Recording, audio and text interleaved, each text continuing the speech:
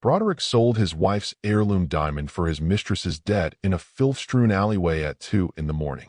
He watched the greasy fence toss the midnight star, a priceless necklace passed down through 4 generations, onto a digital scale like it was scrap metal, all to cover a $400,000 gambling loss that Jade had racked up in a single weekend. The transaction wasn't just a betrayal, it was a desecration. The platinum chain, which had once graced the necks of duchesses, was now being pawed at by a man with dirt under his fingernails, while Broderick stood there checking his watch, annoyed that the exchange was taking so long. He didn't feel a shred of guilt. He only felt relief that the loan sharks threatening to break Jade's legs would finally be silenced. And there it is. The precise moment a husband decides his secret life is worth more than his wife's entire history.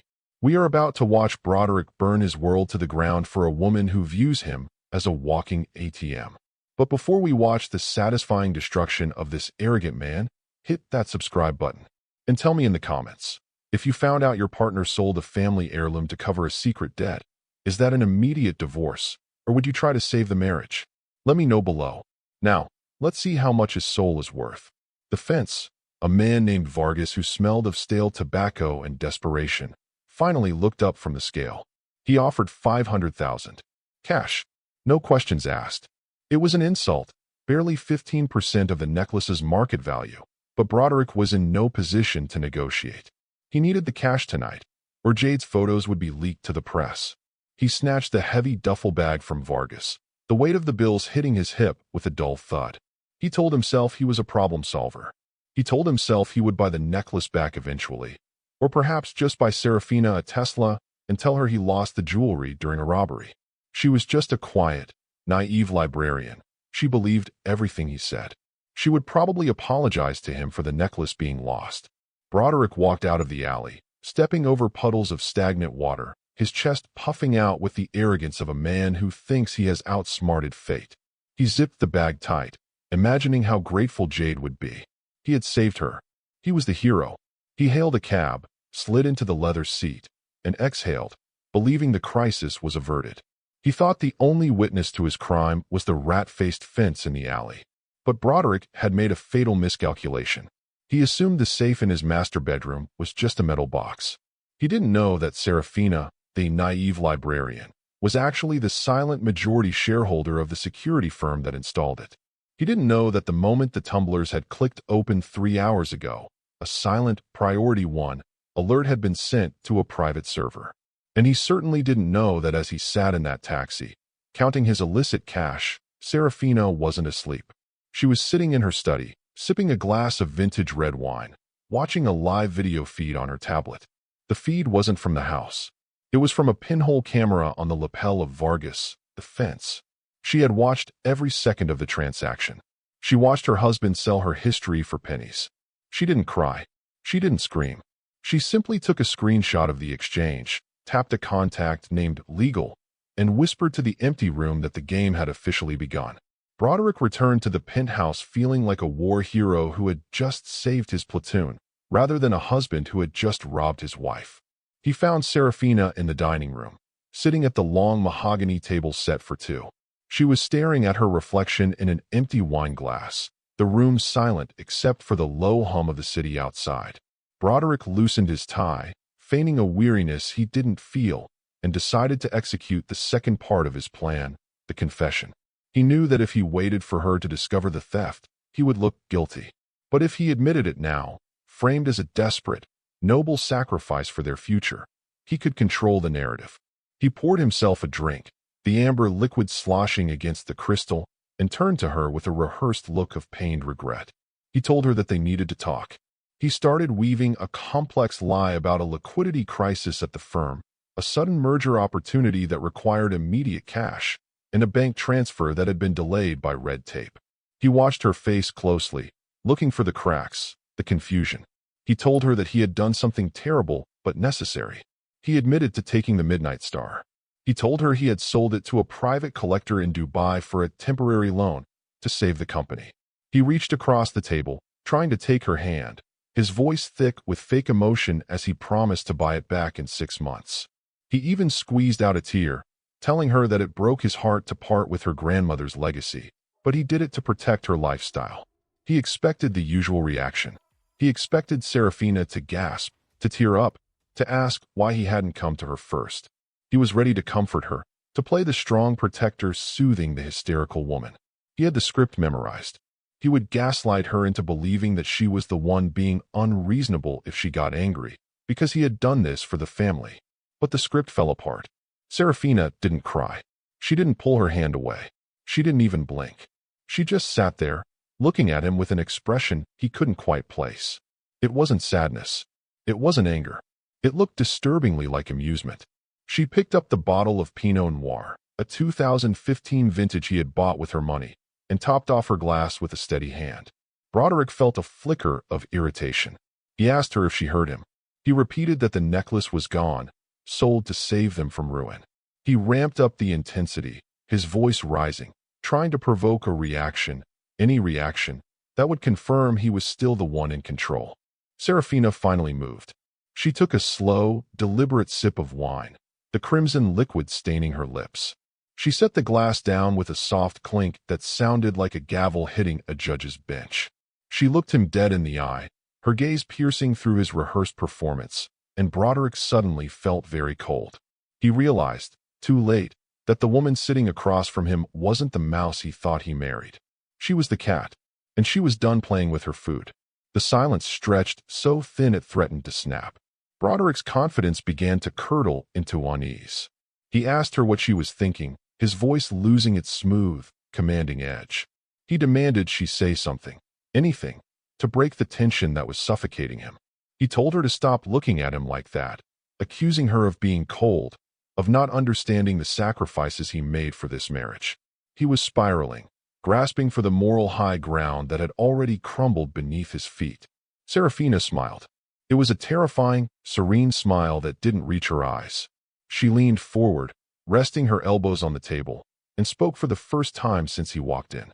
Her voice was soft, melodic, and utterly destructive. She told him that she wasn't angry about the sale. In fact, she found it quite enterprising. Broderick blinked, confused by the lack of resistance. He started to stammer a thank you, relieved that his manipulation had worked, but she cut him off with a small laugh. She told him that there was just one small detail he needed to know about the Midnight Star.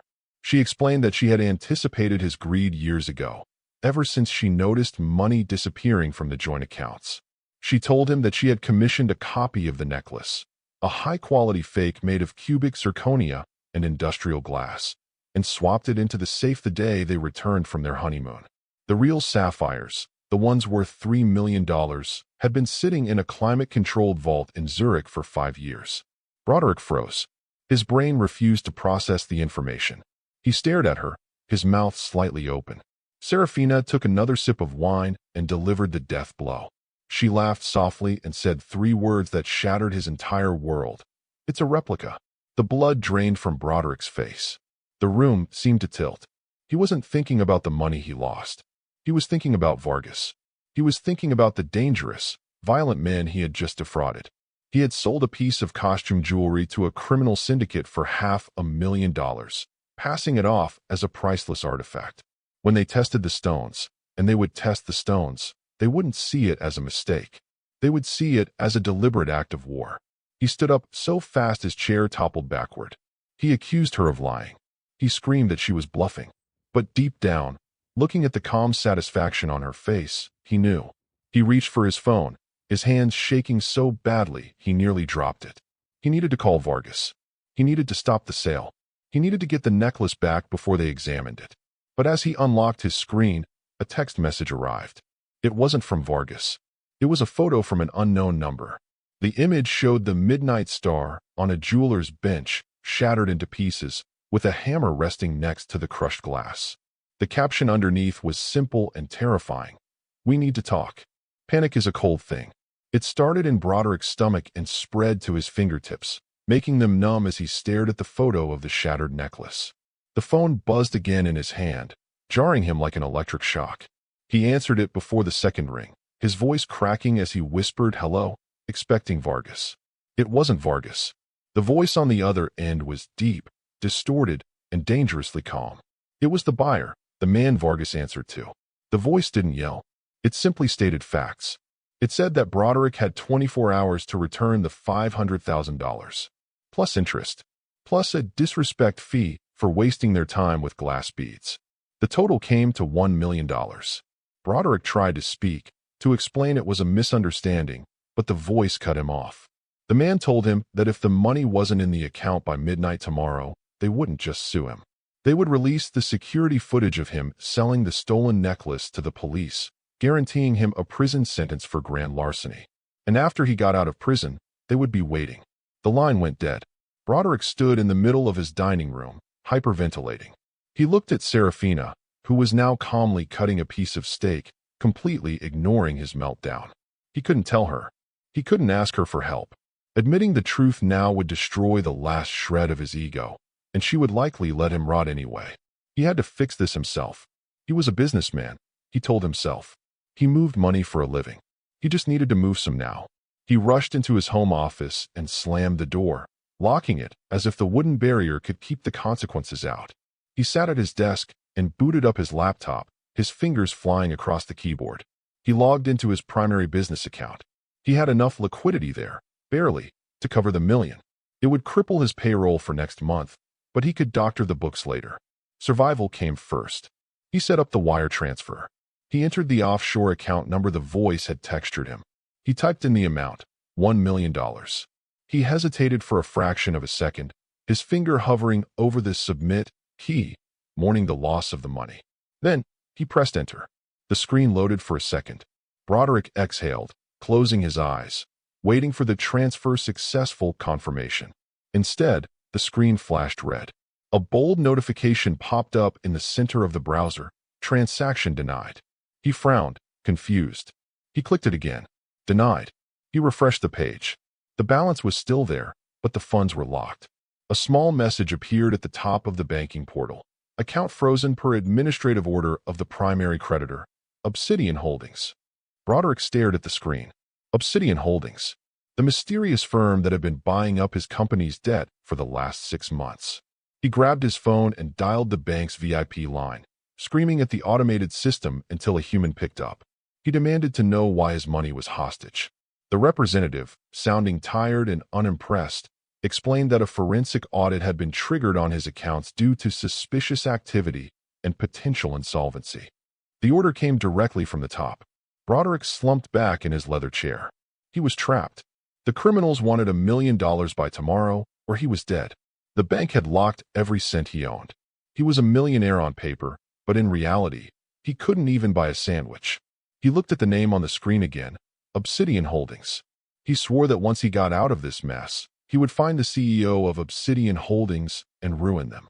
He had no idea that the CEO was currently in the next room, finishing her wine and loading the dishwasher. While Broderick was sweating through his dress shirt in his home office, staring at the account-frozen screen, the architect of his misery was sitting calmly in the library down the hall. Serafina wasn't reading. The room, lined with first editions and antique globes, looked like a sanctuary of the past, but the tablet on her lap was decidedly modern. On the screen was the real-time dashboard of Obsidian Holdings, the private equity firm she had founded under a pseudonym 6 years ago. The world knew Obsidian as a ruthless, vulture capitalist entity that swallowed failing companies whole. Broderick knew them as the shark circling his legacy. But nobody knew that the shark was wearing silk pajamas and sipping chamomile tea in the room next door. Serafina tapped the screen, scrolling through the authorization logs. She saw Broderick's desperate attempt to wire $1 million to the offshore account. She saw the automated freeze she had put in place 5 minutes prior. A small, satisfied smile played on her lips. She wasn't just his wife, she was his primary creditor. Over the last 18 months, she had quietly bought up 60% of his company's distressed debt through shell corporations. She owned his mortgage. She owned his office building. She effectively owned the shoes on his feet. He walked around the penthouse like a king, completely unaware that he was living in her castle, by her permission, on borrowed time. She closed the dashboard and stood up, smoothing down her robe. She needed to play her part. She walked down the hallway to Broderick's office and knocked softly on the door. When she entered, the smell of fear was palpable. Broderick looked up, his eyes wild, his skin pale. Serafina asked him innocently if everything was all right with the merger. She feigned concern, asking if the transfer for the necklace had gone through. It was a cruel question, designed to twist the knife. Broderick slammed his laptop shut, forcing a tight, grimacing smile. He told her everything was fine, just a minor technical glitch with the bank. He lied to her face with the ease of a sociopath, unaware that she had just read the error log herself.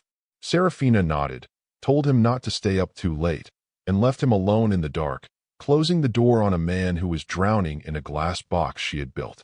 Broderick waited until Serafina's footsteps faded before he collapsed back into his chair. The clock on the wall ticked loudly, mocking him. It was 3 a.m. He had 21 hours before the syndicate executed him. He was trying to figure out which asset he could liquidate next. Maybe the vintage Porsche, maybe the beach house, when his phone lit up again.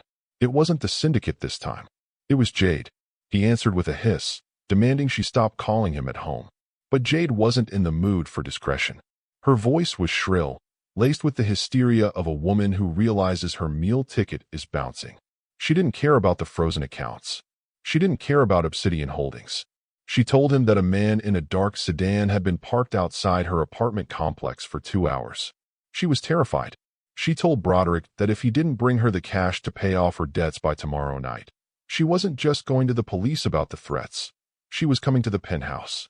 Broderick felt the blood drain from his face. He gripped the phone, his knuckles turning white. He tried to reason with her, using his CEO voice, telling her to be rational. But Jade cut him off. She threatened to ring the doorbell and introduce herself to Serafina. She threatened to show Serafina the text messages, the photos, the receipts of the hotels. She was cornered, and like any cornered animal, she was biting back. She gave him a deadline, 8 p.m. tomorrow, before the gala. Cash in hand, or she blows up his marriage. Broderick hung up, staring at the wall. The walls were closing in from both sides. On one side, a violent criminal syndicate wanted to kill him for selling fake diamonds. On the other, his mistress was threatening to destroy his social standing and his marriage. He looked at the family portrait on his desk, him and Serafina smiling on their wedding day. He didn't feel love. He felt resentment. He blamed them all. He blamed Jade for gambling. He blamed the bank for the freeze. He blamed Serafina for buying the replica. He was the victim in his own mind. And desperate victims do desperate things. He realized there was only one pot of money left that Obsidian Holdings might not have locked down yet, the company pension fund. Sleep was impossible. Broderick showered in cold water, dressed in his most expensive suit, armor for the condemned, and drove to his office tower at dawn.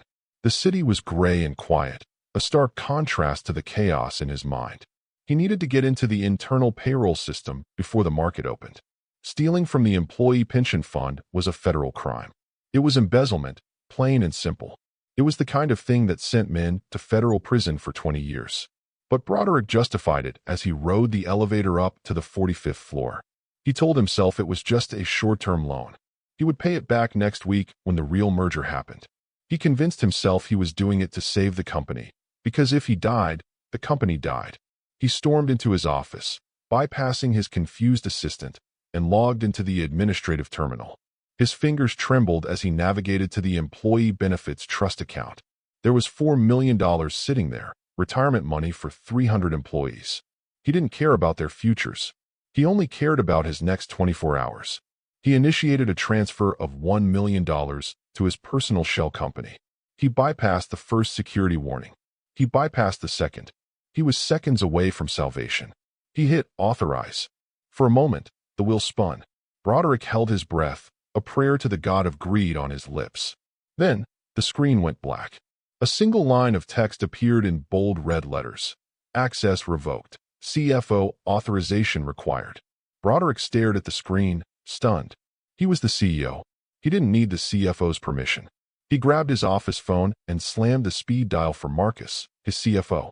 He screamed into the receiver, demanding to know why the system was locking him out of his own funds. Marcus sounded calm. Too calm. He informed Broderick that the board of directors had received an anonymous tip about irregular withdrawals earlier that morning. As a precaution, Obsidian Holdings, the majority debt holder, had invoked a clause in their contract requiring dual signatures for any transfer over $10,000. Broderick slammed the phone down so hard the plastic cracked. He fell back into his chair, defeated. The net wasn't just tight, it was impenetrable. Every move he made, Obsidian was one step ahead, blocking the exit before he even reached it. He felt a paranoia creeping up his spine. It felt personal. It didn't feel like a corporate algorithm. It felt like a hunter. He looked around his empty office, wondering who this Obsidian CEO was. He imagined some old man in a boardroom laughing at him. He never once suspected that the hunter had packed his lunch that morning and kissed him goodbye at the door.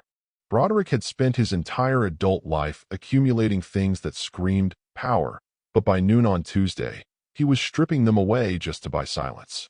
With his corporate accounts locked by the CFO and his personal accounts frozen by the bank, he had no choice but to cannibalize his own lifestyle. He stood in the sterile, fluorescent-lit back room of a high-end watch dealership, a place where he usually sipped espresso and bought timepieces worth more than the average American home. Today, he wasn't a client. He was a beggar in a bespoke suit. He unclasped the Patek Philippe Grandmaster chime from his wrist. The metal felt warm against his skin, a heavy, reassuring weight he had worn every day for 3 years. It was a limited edition, one of only 7 in the world. He placed it on the velvet tray with a trembling hand, feeling a physical pang of loss, as if he were cutting off a finger.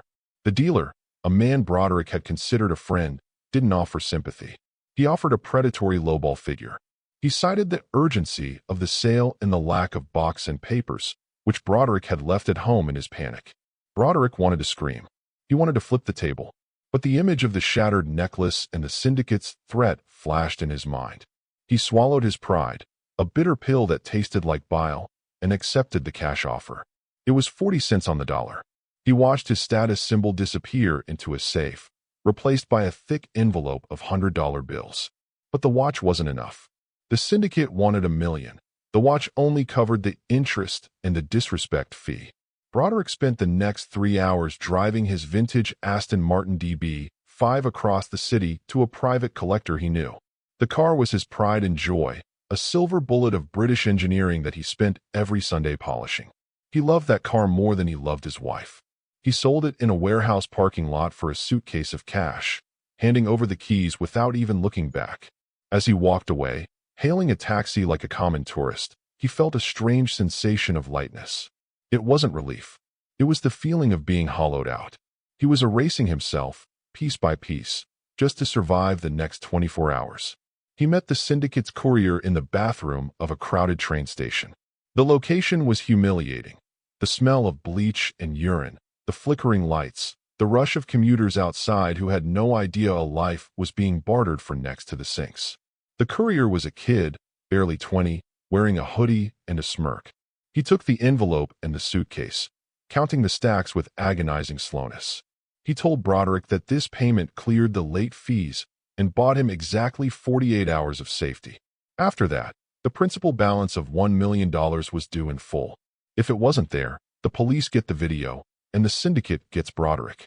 Broderick slumped against the tiled wall as the kid left. He had bought 2 days. He had traded his watch and his car for 48 hours of breathing room.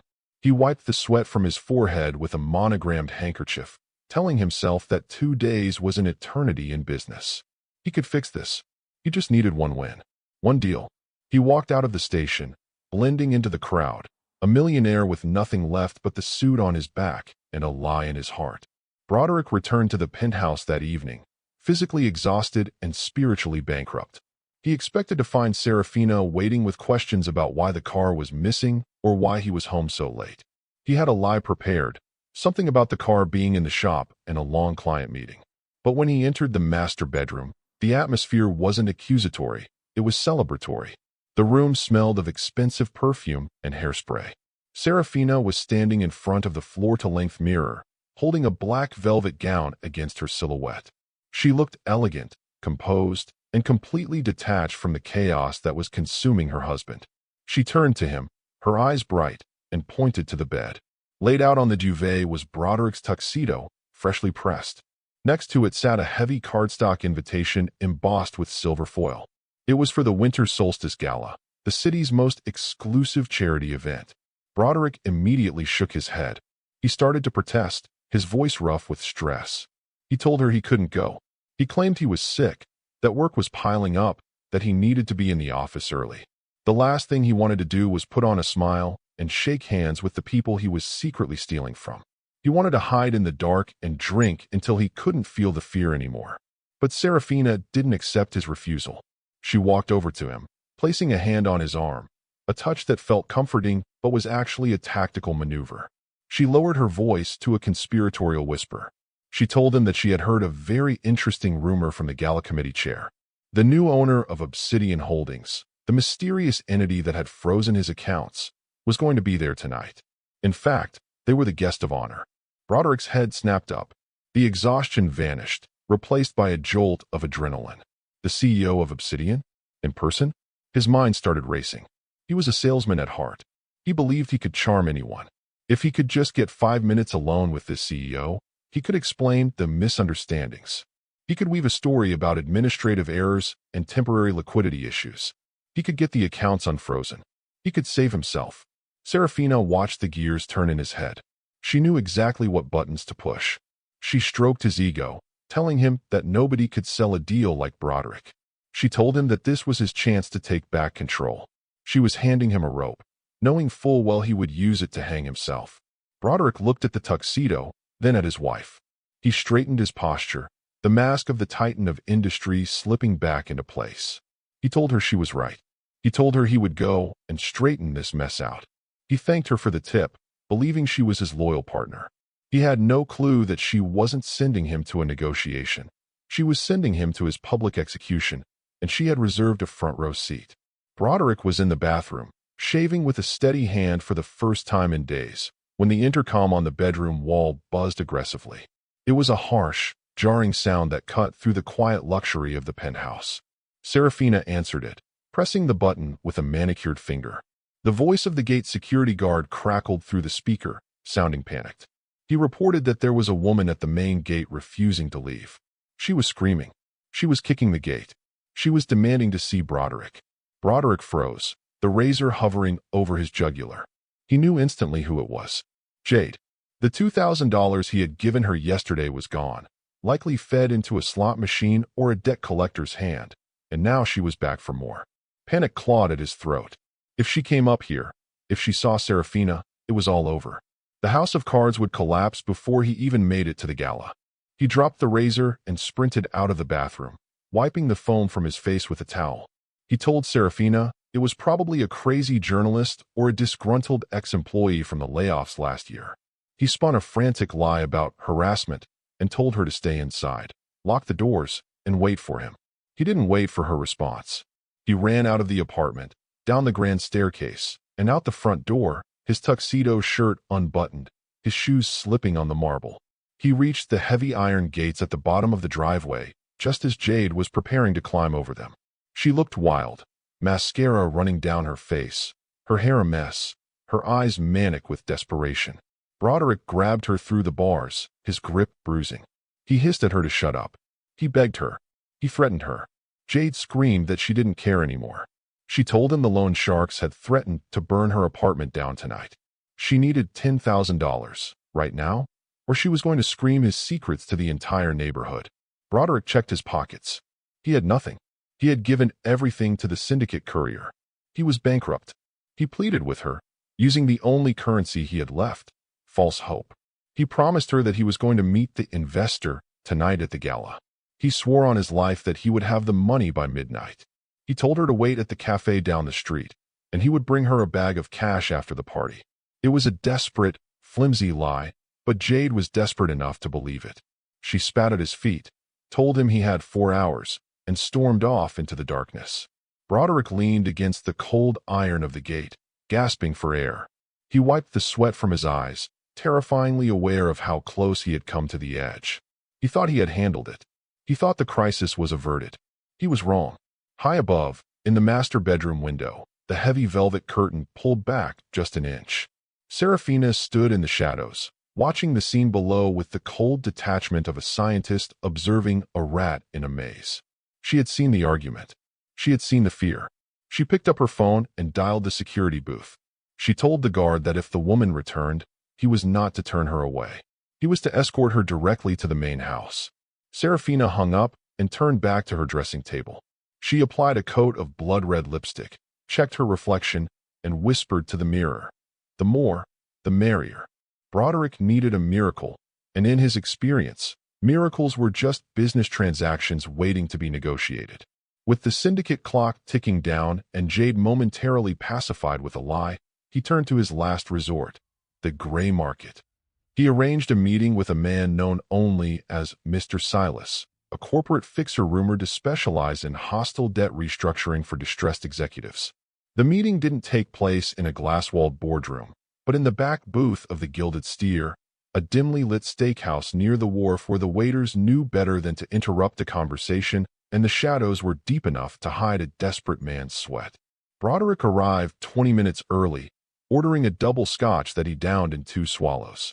He checked the door incessantly, his leg bouncing under the table. He felt exposed, a king stripped of his castle, forced to beg for scraps from a stranger. When Silas finally arrived, he was the picture of old money confidence, silver hair, a bespoke suit that cost more than Broderick's car, and a smile that didn't quite reach his eyes. He sat down and ordered a mineral water, while Broderick launched into his pitch. It was a frantic, stumbling performance. Broderick lied about the health of his company, painting the frozen accounts as a clerical error and the missing funds as temporary liquidity gaps. He promised high returns, equity, board seats, anything to get the $2 million he needed to pay off the syndicate and silence his mistress. Silas listened with the patience of a priest hearing a confession. He cut into his steak with surgical precision, nodding at the right moments. When Broderick finally ran out of breath, Silas wiped his mouth with a linen napkin and leaned in. He told Broderick that his group had been watching the company for some time. They admired Broderick's creative accounting. He slid a thick leather folder across the table. Inside were documents outlining a bridge loan of $2 million. It was salvation. It was freedom. Broderick reached for his gold pen, his hand trembling with relief. He was ready to sign his soul away. But Silas placed a hand over the paper. He said there was one non-negotiable condition. To release the funds immediately, the investors needed full, unrestricted access to the internal ledgers to verify the assets. They needed Broderick to sign a waiver admitting to the current financial state of the company, including the unauthorized withdrawals he had made. Broderick hesitated. Signing that waiver was effectively documenting his embezzlement. If this document ever saw the light of day, he would go to prison for 20 years. He looked at Silas, then at the folder. He thought about the syndicate's threat to release the video. He thought about Jade screaming at his gate. He realized he was choosing between potential prison later or certain destruction now. He chose survival. He signed the waiver, his signature loops jagged and rushed. Silas smiled, took the folder back, and promised the funds would be available within 24 hours. Broderick left the restaurant feeling like he had just cheated death. He walked out into the cool night air, believing he had outsmarted the system one last time. He had absolutely no idea that Mr. Silas was a retired character actor named Arthur, currently on a retainer of $2,000 a day paid by Serafina. And the waiver Broderick had just signed wasn't for a loan. It was a sworn affidavit of fraud that Serafina's lawyers would use to bury him. The penthouse smelled of rosemary, roasted garlic, and deception when Broderick returned.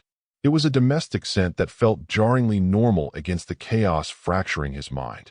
He walked into the dining room to find the table set for 2, candles flickering, and Serafina placing a roast chicken in the center of the table.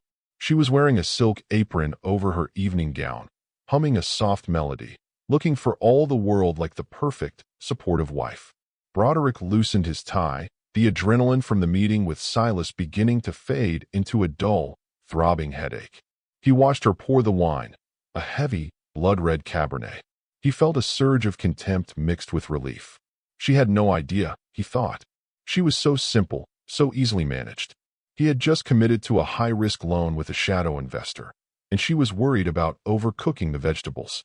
He sat down, playing the role of the weary titan of industry.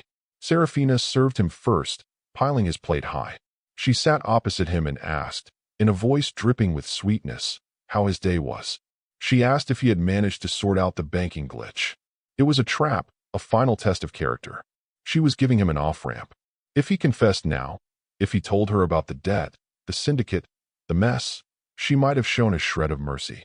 Maybe just a divorce instead of a demolition. Broderick didn't take the ramp. He took a sip of wine and lied to her face with the ease of a sociopath. He told her the bank had apologized profusely for the error. He told her the funds were unlocked and that the merger was proceeding ahead of schedule. He even reached across the table and patted her hand, condescendingly telling her that he had handled it and that she shouldn't worry her pretty little head about the complexities of high finance. He saw himself as the benevolent protector, shielding her from the ugly truth. Serafina looked down at his hand covering hers. She didn't pull away. She didn't flinch.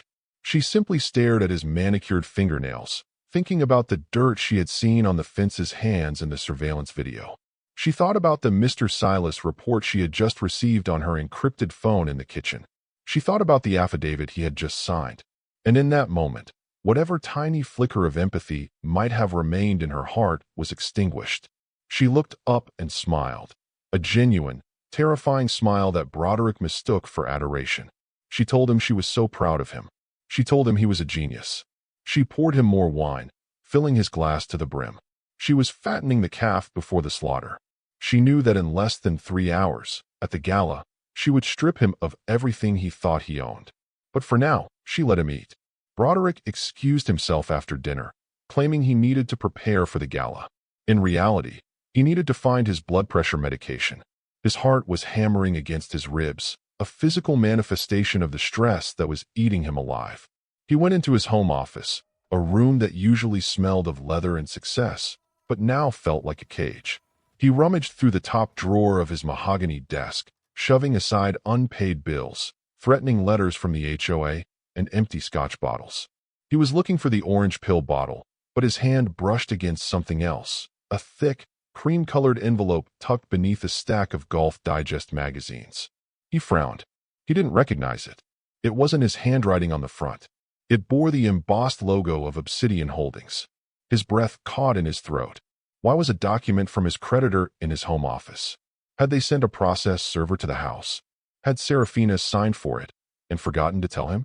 He tore the envelope open, his fingers tearing the expensive paper in his haste. Inside was a single sheet of heavy cardstock. It wasn't a lawsuit. It wasn't a foreclosure notice. It was a declaration of majority ownership. The document stated, in cold legal terms, that Obsidian Holdings had successfully acquired 51% of the voting shares of his company through a series of shell company buyouts. It effectively meant they owned him. They could fire him. They could dissolve the board. They could liquidate the assets. Broderick stared at the paper, his mind racing to make sense of it. He felt a surge of rage at his CFO for not spotting this, followed by a wave of terror. If Obsidian owned the company, they could see everything. He paced the room, ranting to the empty air. He convinced himself he could fight this. He would go to the gala, find this mysterious CEO, and threaten a lawsuit for hostile takeover practices. He would bluff his way out of it. He looked at the document one last time, sneering at the signature at the bottom. It was an illegible scrawl, just 2 initials. SV. He stared at the letters. SV. He racked his brain. Samuel Vance. Steve Vaughn. Who was this person destroying his life? He threw the paper into the trash can, dismissing it as just another obstacle to be bulldozed by his sheer will.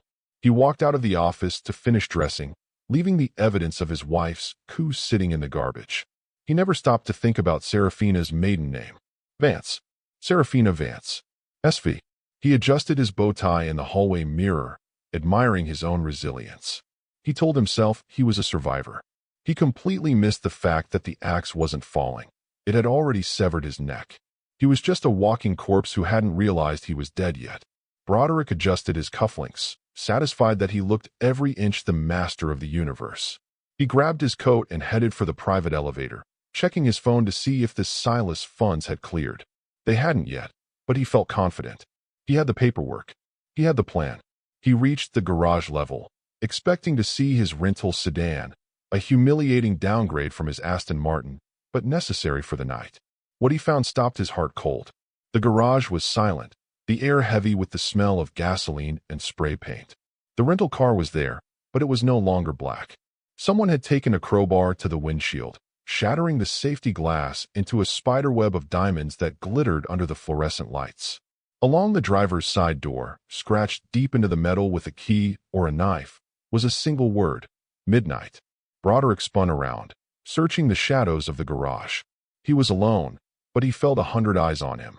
The syndicate wasn't waiting for the 48-hour deadline. This was a message. They knew where he lived. They could breach his secure building. They could get to him whenever they wanted. He looked at the shattered glass and realized with sickening clarity that the interest payment he had made earlier wasn't buying him safety.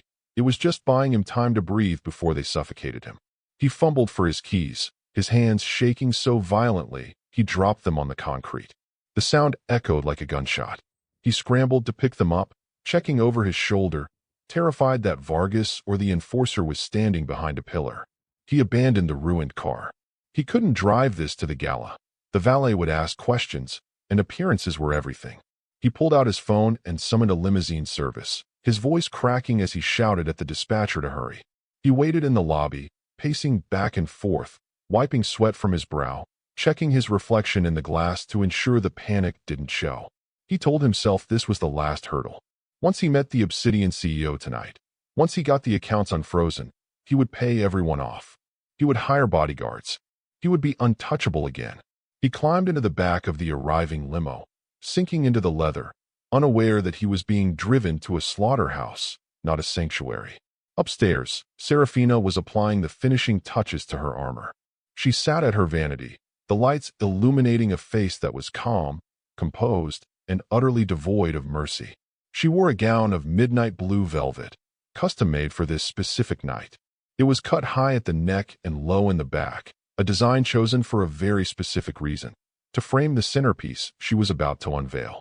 She opened the bottom drawer of her jewelry case. It wasn't the main drawer where she kept her pearls and diamonds, the ones Broderick knew about. This was a hidden compartment, lined with black silk. Inside lay the real midnight star. The sapphires seemed to hum with energy, drinking in the light. She lifted the heavy platinum chain, feeling the cold metal against her skin. It was heavy, like the weight of history. She fastened it around her neck, the click of the clasp sounding like the cocking of a pistol. She stood up and looked in the mirror. The transformation was complete. The mouse was gone. The librarian was gone. In her place stood the matriarch of Obsidian Holdings. She touched the central stone, remembering her grandmother's voice, remembering the stories of how this necklace had survived wars and famine. Broderick had treated it like a poker chip. He had treated her like a poker chip. Broderick burst back into the room then, breathless and frantic, rambling about a problem with the rental car and needing to take a limo. He didn't look at her. He was too busy checking his phone, too busy fixing his hair.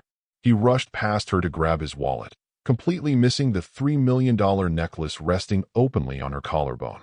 He was so blinded by his own drama, so convinced of her insignificance, that he literally couldn't see the evidence of his destruction standing 3 feet away.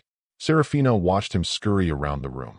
She asked him, in a voice smooth as glass, if he liked her necklace. Broderick didn't even turn his head.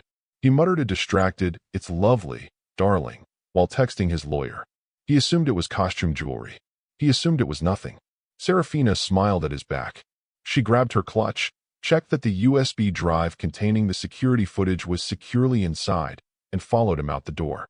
"Yes," she whispered to herself. "It is lovely." The Winter Solstice Gala was held at the Grand Metropolitan Hotel, a venue that dripped with old money and pretension. The entrance was a gauntlet of flashing cameras and red carpets, a place where the city's elite came to preen and posture. Broderick stepped out of the limousine and instantly transformed. The sweating, panicked man of 5 minutes ago vanished. In his place was Broderick the Titan. He buttoned his jacket, shot his cuffs, and flashed a brilliant, practiced smile at the paparazzi. He took Serafina's arm, guiding her through the press with a possessive grip, using her as a prop to complete the image of the happy, successful power couple. They entered the ballroom, a cavern of gold leaf and crystal chandeliers. The air smelled of expensive flowers and champagne. A string quartet played softly in the corner, drowned out by the murmur of 1,000 deals being cut. Broderick scanned the room like a shark sensing blood in the water. He wasn't looking for friends. He was looking for the name tag that said Obsidian Holdings. He needed to find the CEO.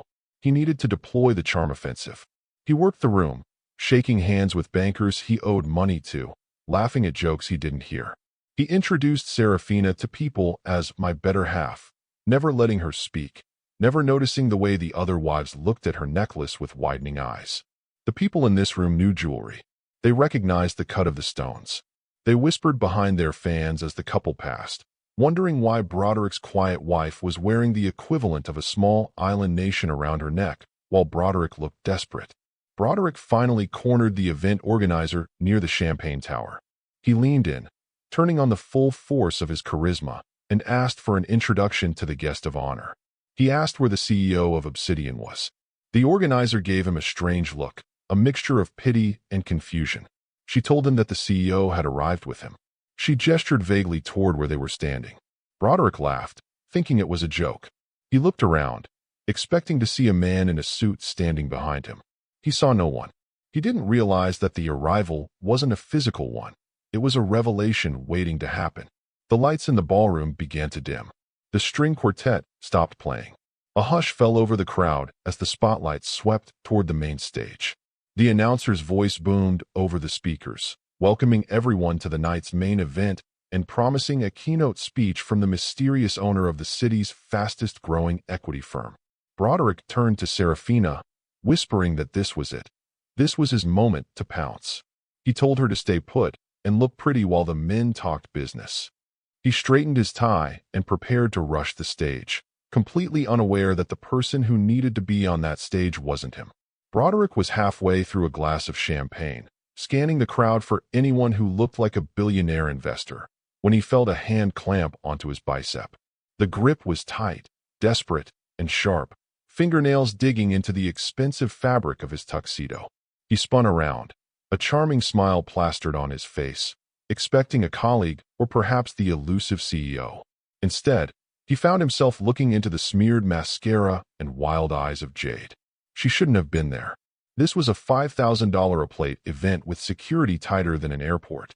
But there she was, wearing a dress that was too short and too bright for the occasion, looking like a chaotic brushstroke on a masterpiece. Broderick hissed under his breath, dragging her toward the shadows of a marble pillar. He demanded to know how she got in. Jade didn't whisper. Her voice rose, shrill and cutting through the ambient chatter of the gala. She accused him of lying. She told him she had gone to the cafe as he instructed, but he never showed up. She told him the loan sharks had sent her a photo of a gas can sitting on her front porch. She was done waiting. She wanted her money, and she wanted it now, in front of God and the entire board of directors. Heads began to turn. A waiter paused with a tray of hors d'oeuvres. Broderick felt the cold sweat of social ruin prickle at his hairline. He tried to physically block her from the room, his hands trembling as he reached for his wallet, realizing too late that he had no cash left. He was trapped. He was about to be exposed as a fraud and an adulterer in the middle of his own social circle. Then, Serafina appeared. She didn't storm over. She glided. She moved with the fluid grace of a queen intervening in a squabble between servants. She placed a hand on Jade's shoulder, gentle but firm. Broderick braced himself for the explosion. He expected Serafina to scream, to slap him, to faint. Instead, Serafina leaned in close to Jade's ear. She didn't look at Broderick. She whispered something that Broderick couldn't hear, a sentence that made Jade's eyes go wide. The mistress looked from Serafina to Broderick, her expression shifting from rage to a strange, pitying confusion. She stepped back, nodded once to Serafina, and turned to walk toward the bar, leaving Broderick standing there, stunned and terrified. He asked Serafina what she had said. Serafina just smiled, adjusted his bow tie, and told him not to worry. She had simply told the woman to wait for the grand finale. Broderick barely had time to process the interaction with Jade before a young man in a headset approached him. The man wore the distinct, severe uniform of the event's private security detail. He didn't ask Broderick to step aside. He informed him. He stated that the CEO of Obsidian Holdings was ready to receive him now. The meeting was to take place in the Platinum VIP suite overlooking the ballroom. Relief crashed over Broderick, so hard his knees nearly buckled. He convinced himself that this was it, the salvation he had been praying for. He rationalized Jade's intrusion as a minor hiccup. He told himself that Serafina had probably just paid her off to avoid a scene, proving once again how useful and submissive she was. He fixed his jacket, wiped the sweat from his upper lip, and followed the security guard. They walked away from the party, up a private staircase lined with velvet ropes. The noise of the gala faded into a dull roar beneath them. Broderick's confidence began to rebuild itself with every step. He rehearsed his pitch in his head. He would charm the CEO. He would offer a minority stake in the company in exchange for a debt restructuring. He would frame the embezzlement as R&D spending. He was a salesman, and he was walking into the most important sale of his life. The guard stopped at a set of double mahogany doors at the top of the balcony. He opened them and gestured for Broderick to enter. Broderick stepped inside, expecting a boardroom table, a bottle of scotch, and an elderly man in a suit. The room was empty. It was a small, darkened theater box with a glass wall overlooking the stage below. There was no CEO. There was no furniture except for a single chair placed in the center of the room, facing a large projection screen that was currently blank. Broderick turned to ask the guard what was going on, but the heavy doors clicked shut behind him. The lock engaged with a loud, mechanical thud. He was alone. Broderick pounded on the door, shouting that there had been a mistake.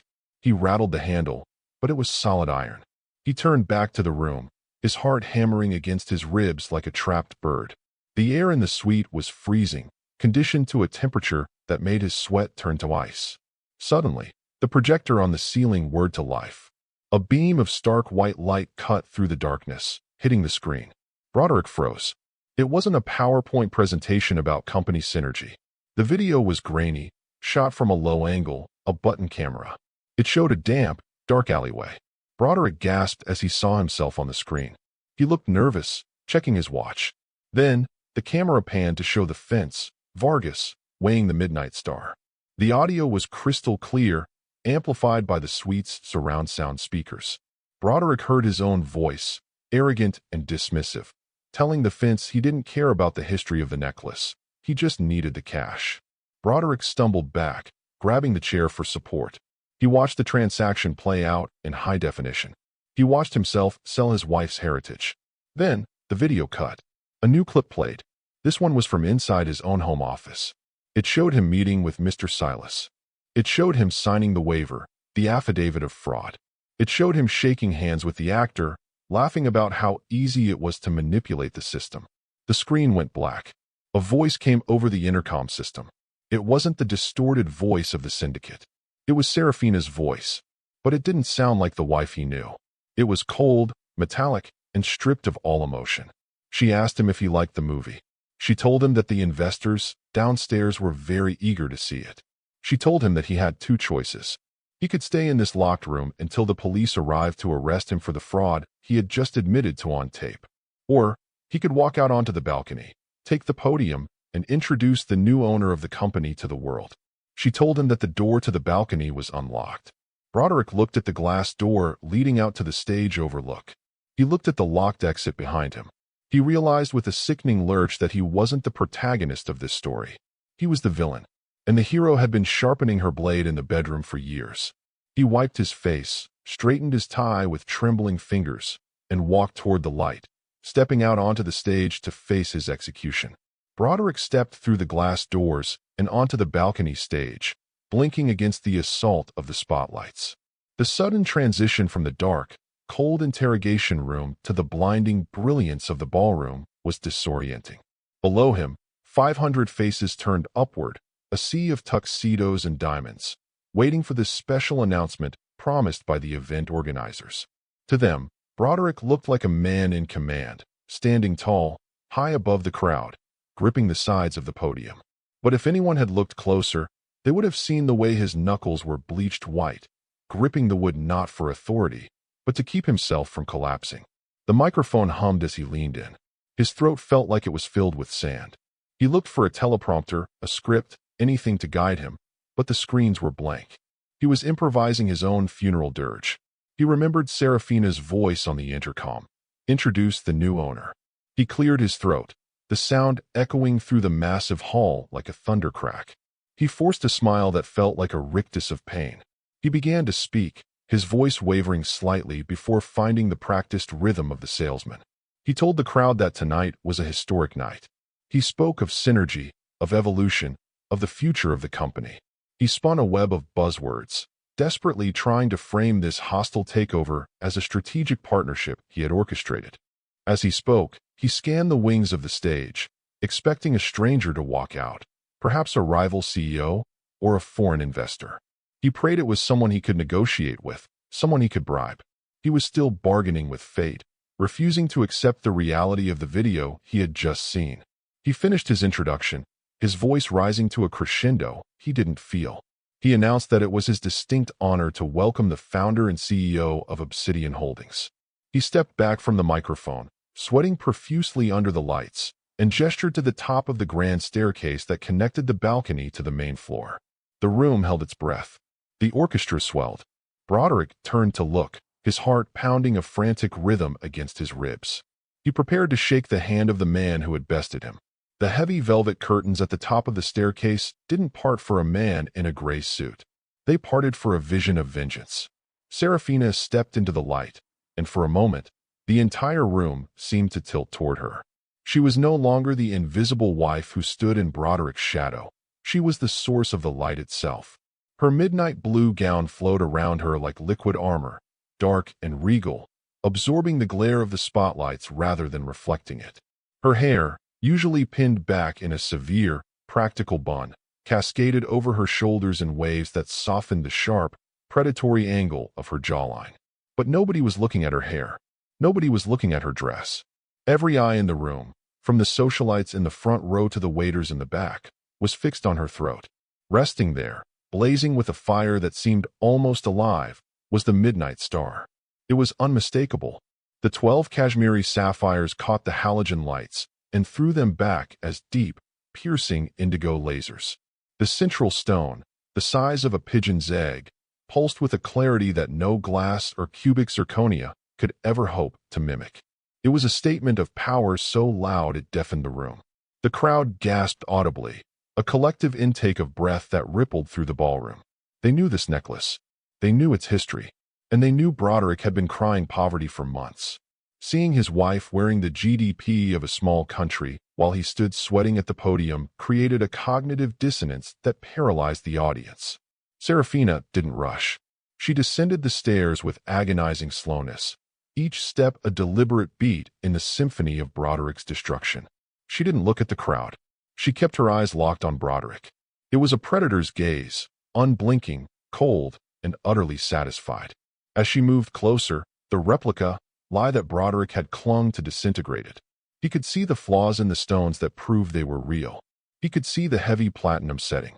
He realized, with a jolt of nausea, that the necklace around her neck was the same one he had stolen, which meant the one he sold was the fake, which meant the money he took was dirty, which meant she had orchestrated the theft, the sale, and the blackmail.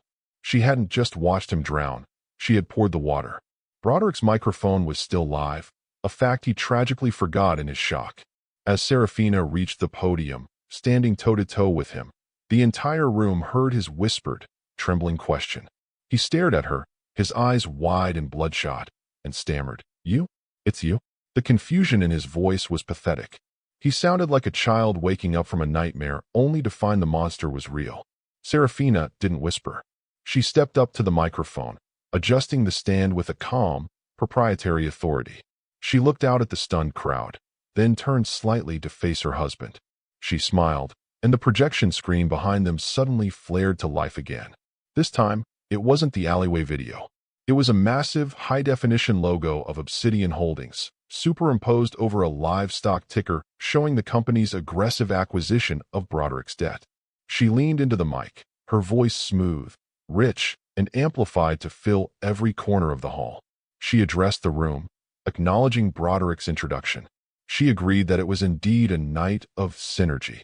She turned to Broderick, her voice dropping an octave, becoming intimate and lethal. She reminded him, and the listening world, of what he had told her at dinner. She quoted him directly.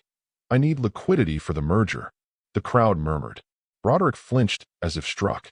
Serafina laughed softly, a sound that chilled the air. She gestured to the massive logo behind her, then to herself, and finally to the terrified man beside her. She delivered the punchline that would be clipped and shared on social media for years to come.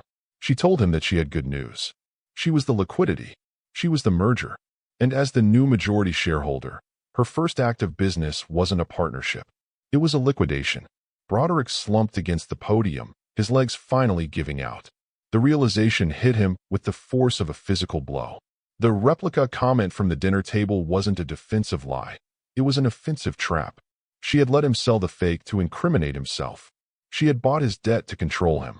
She had lured him here to destroy him. He looked at the midnight star glittering on her neck, and for the first time in his life, he understood the true definition of power. It wasn't about shouting, it was about waiting. The shock of Serafina's identity reveal hung in the air like smoke, but she wasn't done. She knew that in the world of high finance, a hostile takeover could be spun as a power grab. To truly destroy Broderick, she didn't just need to take his company. She needed to assassinate his character. She pressed a button on the small remote concealed in her palm. The massive screen behind them, which had been displaying the Obsidian Holdings logo, flickered and changed. The room went deathly silent. The footage was grainy, black and white, but unmistakably clear. It showed the interior of the master bedroom, a sanctuary Broderick thought was private. The timestamp in the corner read 2 days ago, 11:42 p.m. The audience watched in horrified fascination as Broderick knelt before the wall safe, cracking the combination. They watched him pull out the midnight star, or rather, the replica. They watched him shove it into his pocket like a common thief. But the video didn't stop there. It cut to the audio recording from the dining room table, the quality crisp and undeniable. Broderick's voice boomed over the speakers, magnified 1,000 times. I sold that dusty old blue necklace. We needed the liquidity. Don't be dramatic. Then, the final nail in the coffin, the footage from the alleyway. The exchange with Vargas. The admission of the gambling debt. The admission of the affair. It was a trifecta of moral bankruptcy played out on a 40-foot screen. Broderick stood center stage, bathed in the light of his own crimes. He tried to cover the microphone. He tried to wave his hands to stop the projection, but he was powerless. The socialites, the bankers, the investors, people who had shaken his hand an hour ago, were now looking at him with undisguised revulsion. He wasn't just broke, he was toxic. Serafina stood silently beside him, letting the evidence speak for her. She didn't need to scream. The truth was screaming for her. When the video finally faded to black, the atmosphere in the ballroom had shifted from shock to judgment. Serafina stepped back to the microphone, reclaiming the silence. She turned to Broderick, who was now trembling visibly, a sheen of cold sweat dripping onto his tuxedo collar. He looked like he wanted to vomit. He looked like he wanted to run, but his legs refused to obey.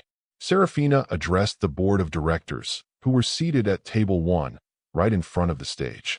Her voice was calm, professional, and devastating. She cited the bylaws of the company, bylaws that Broderick himself had signed but never read. She brought up Article 4, Section C, the morality clause. She explained that any executive officer found engaging in criminal activity, embezzlement, or actions that brought severe reputational harm to the firm was subject to immediate termination with cause. Broderick finally found his voice. He lunged toward the podium, shouting that she couldn't do this, that he built the company, that it was his name on the building. It was a pathetic display. Serafina didn't flinch. She simply waited for him to run out of breath. Then, she delivered the verdict.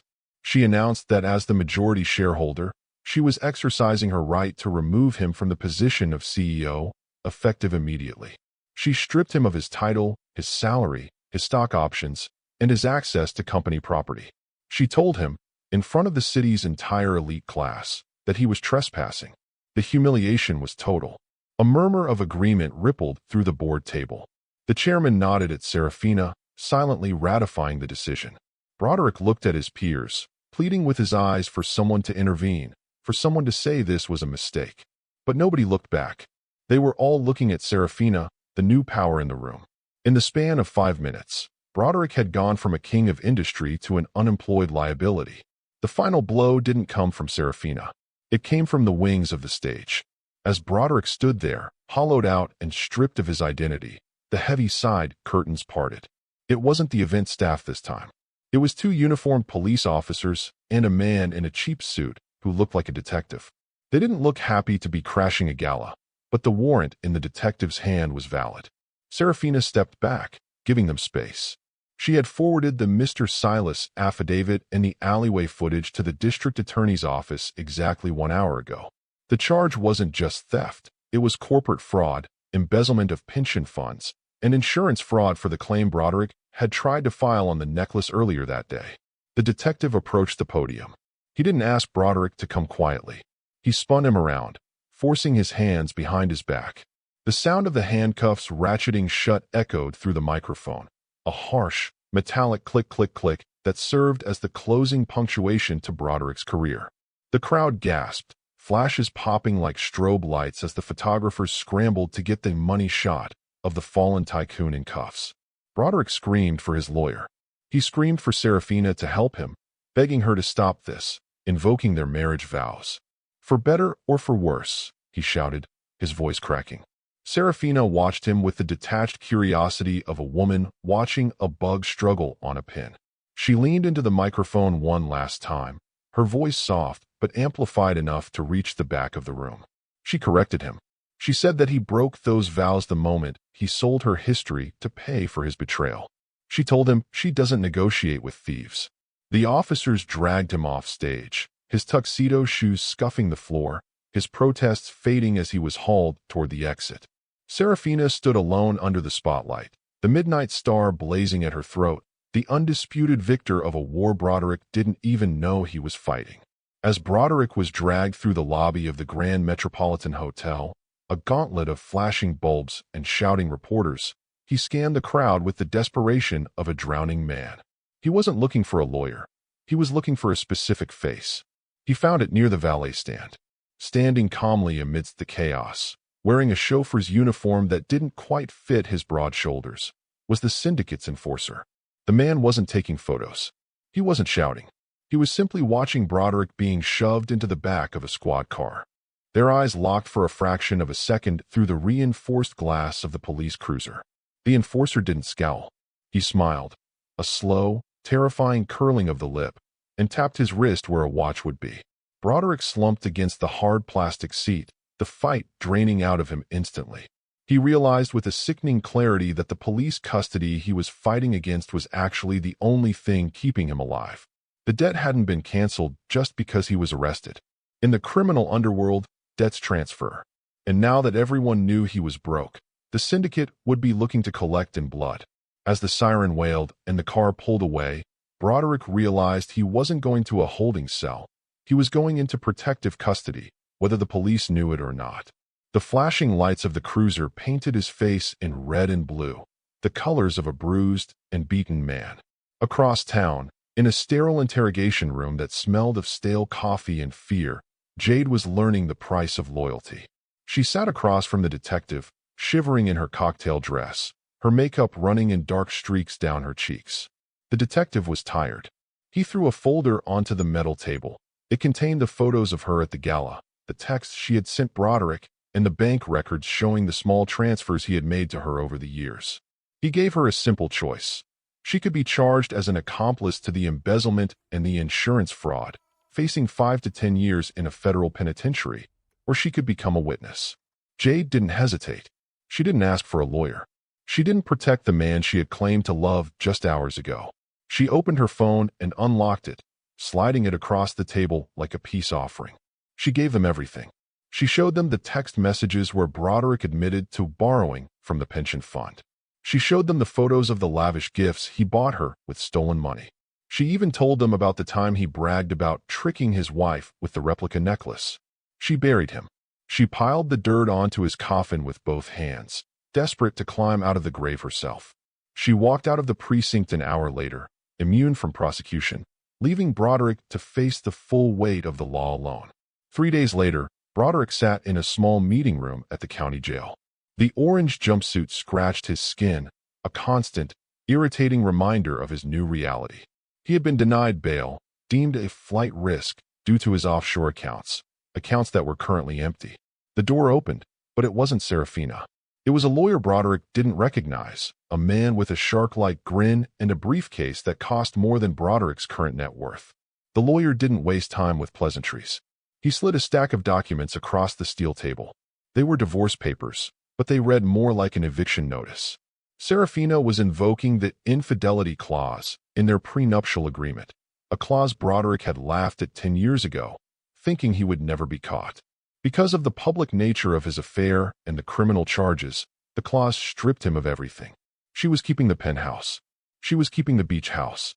She was keeping the cars, the art, and the dog. But the final page was the most brutal. It was a restraining order, barring him from coming within 500 feet of Serafina or any property owned by Obsidian Holdings. The lawyer handed Broderick a pen, telling him that signing now would save him the embarrassment of a public trial where Serafina would testify about his performance in the bedroom. Broderick looked at the paper. He looked at his shaking hands. He signed his name, officially erasing himself from the life he had built. He was now single, penniless, and incarcerated. The lawyer took the papers, snapped the briefcase shut, and left without saying goodbye. A week passed before she finally came.